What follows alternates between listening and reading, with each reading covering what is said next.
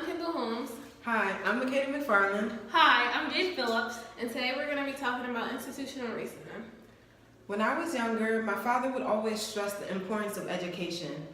He would buy me workbooks over the summer to prevent summer learning loss, and he would even take me to school for most of middle school and elementary school. There we would have educated discussions about topics of race, gentrification, and even the prison system. One day we were listening to WURD, an AM station that talked about similar topics that we talked about, and the host began to talk about slavery in the forms of the prison system. He began to talk about the 13th Amendment and how it condemns slavery and any forms of punishment for a crime. Being the young and naive child I was, I replied, "Slavery was abolished a long time ago." My father replied, "No, it's just in the form of the prison system." I was very surprised by this, and I began to understand why my father stressed education so much. He didn't want me to fall into the trap that young African Americans fall under. He explained to me that because of my skin color, I would be exposed to racism within social and political institutions. I later learned that that was institutional racism. Institutional racism is a systemic level of racism. Systemic racism is the bigger picture of institutional racism, which happens to be the biases and oppressions of minorities in institutions such as schools, businesses, the justice system, and more.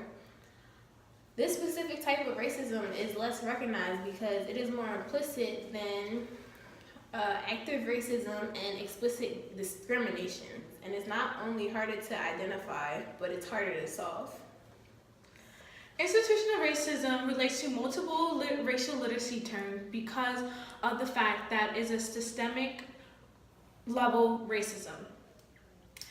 A common correlation is between structural racism and institutional racism. They are related because they both deal with racism within the society. Other terms like stereotype, prejudice, implicit bias, and discrimination also relate to institutional racism. A person in office could have a stereotype of a certain race, which could lead to them forming prejudice and that could lead to an implicit bias that could lead into an unintentional discrimination in the system. Institutional racism and active racism cannot be correlated because institutional racism is more of the subconscious, meaning that it cannot be identified and a lot of people pass it over as it's not really happening. And active racism is more of the actions being towards pushing oppression. So you might be thinking, what's the big deal? Institutional racism lies within schools, court systems, police departments, and even the workplace. In 2013, the Federal Reserve conducted a survey of consumer finances where they found that the average white family has a net worth of $675,000, and the Hispanic family only has a net worth of $112,000, whereas the black family only has $95,000. Due to black people having been 2 times more likely to get unemployed than their white counterparts. Even in schools, black students are nearly 3 times more likely to be suspended for the same infractions. And in the prison system, if a black person commits the same crime as a white person, the black person is more likely to be convicted of that crime. Similarly, laws have been enforced to add more time to people in possession of crack than people in possession of cocaine. When black people are convicted of a crime, they are 20% more likely to spend more time in prison. In some states, if you're convicted of a felony, then your right to vote is revoked, causing politicians who implement laws that keep the bottom at the bottom on top. There are many solutions to institutional racism. Ben & Jerry have conducted the Poor People Campaign, which is a national call for moral revival and is a call for unity. It's for coming together to transform the political, economic, and moral structure of society. This is a great start because of the fact that blacks are 13% of the population. But it is due to the fact that blacks own 18% fewer homes than whites do. Another solution is from William Guman.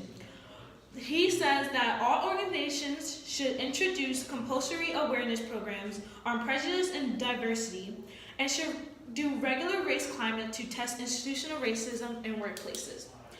I feel as though that is a perfect start because workplaces are one of the number one institutions that have a lot of racial tension. And a lot of it is implicit, so they don't see that whites and blacks have a lot of tension between them and how blacks have a disadvantage in the work system, even though they can be in a higher place in the workplace, they still get discriminated because of their race. Now, it's a bit harder to resolve a bigger and more widespread level of racism because it is built into our system. But we believe that with the help of our nation's schools, we can work to resolve institutional racism. First, schools should pay attention to how they play a part in institutional racism so they are able to stop. Pay attention to how minority students are treated and represented compared to white students. Start from the bottom and make your way to the top.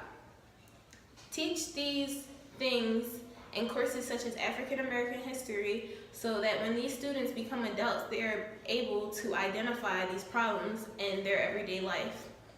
The smallest and most simple solutions can resolve the biggest problems. Thank you. Thank you for watching our TED Talk. Have a lovely day.